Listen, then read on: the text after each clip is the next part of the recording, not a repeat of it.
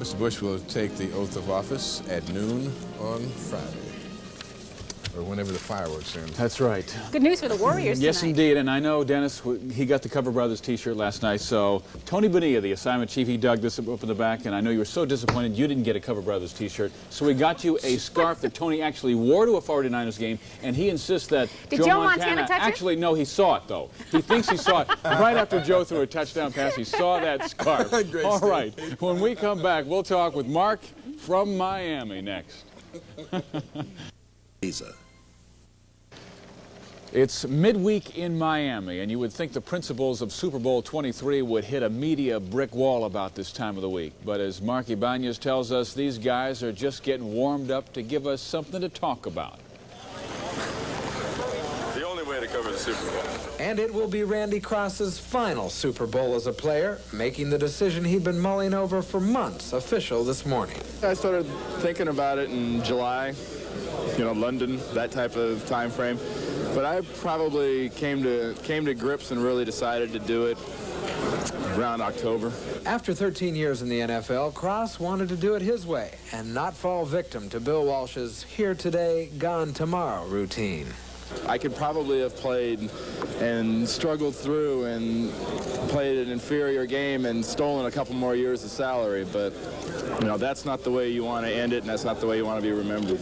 And so while Randy Cross bid his official farewell to the national media on one side of the 49er headquarters, on the other side of the room, well, Jerry Rice was also holding court. Everyone wanting to know, of course, is he or isn't he? And believe me, there are plenty who think he is not injured at all. I know he's got a legitimate injury.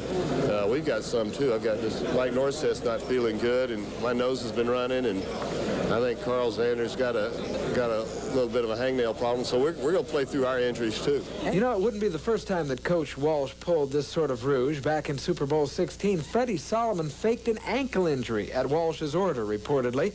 Mike Schumann, a receiver on that team, remembers. Well, Mike, you played under Bill Walsh. He's not above pulling something like this, is he?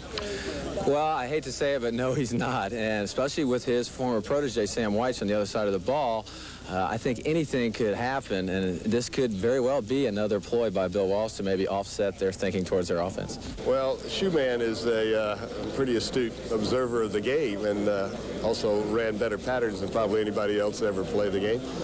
But I don't know. He's out there close to it. If that's true, that's a nice little tip for us. We'll just have to go. We weren't going to cover him when we heard he was hurt, so I guess we'll go back now and put that back in the game plan.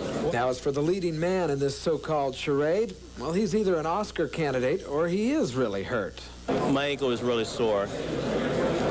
I don't feel like I can just go out and have that lateral movement. To me, I have to practice. I'm not just going to take 1 or 2 days off and kid around. This game is too important. Now, as to whether or not Jerry Rice is really hurt or not, we're going to have to wait until Sunday to find out. But in the meantime, players starting to get serious, hitting the playbooks and the practice field. And for us announcers, well, it's time to really bone up on all our statistics. And in the meantime, from Miami, I'm Mark Ibanez for the 10 o'clock news. Is that good? All right, they ought to buy that, huh? All right. Hey. Mark loves those statistics. All right, NBA, the Warriors tonight with their 7th sellout of the year, entertaining the New York Knicks. And the Hard Hats were entertaining tonight. Larry Smith Hard Hat giveaway at the Coliseum, and Golden State with some great defense in the game. Chris Mullin comes up with the steal in the 4th quarter and scores. It's 108-101 Warriors. So we go to 3 minutes to go. Watch the series. Mullin scores the layup for a 10-point lead. New York tries to call timeout. The ref doesn't see it, so Mark Jackson lays it in with the Warriors walking off the court, and Don Nelson goes crazy, but to no avail. So Winston Garland comes down at the other one. What does he do? He sticks the three-pointer. And Winston had 31. Mitch Richmond had 31. Chris Mullin had 30. These guys are playing unbelievably well. Warriors win their 6th in a row, 133-119. In the rest of the NBA, Lakers 16-0 at home with a easy win over the Clippers. Mark Aguirre scores 26 as Dallas beats Denver. Milwaukee takes Charlotte by 12. Ron Anderson with a career-high 36. Philadelphia by 11 over Boston. And Detroit stops New Jersey 103-90. College basketball, trouble at San Jose State, real bad trouble. 10 members of the Spartans basketball team have refused to play the rest of the year unless Coach Bill Barry is fired. Those players claim mental stress. We are tired of being treated like children. We proposed a letter to the athletic director this morning, and both sides did not agree. We will not board the flight to Fullerton or any other flight anywhere else. We as a team decided that we will not come back unless Coach Barry gives it up. Unless he gives up coaching, that's the only way you That's the only way we'll come back. Well, Athletic Director Randy Hoffman says he will make no decision until the end of the year, so San Jose State will play Cal State Fullerton tomorrow night with only 4 members of the team and anyone else they can find from the student body. Now on the court tonight, number 1 Duke is upset at home. Number 12 North Carolina with the steal, and J.R. Reed with the jam for a 5-point second-half lead. And then it's time for Scott Williams. Beautiful move through the lane, and really this play was it.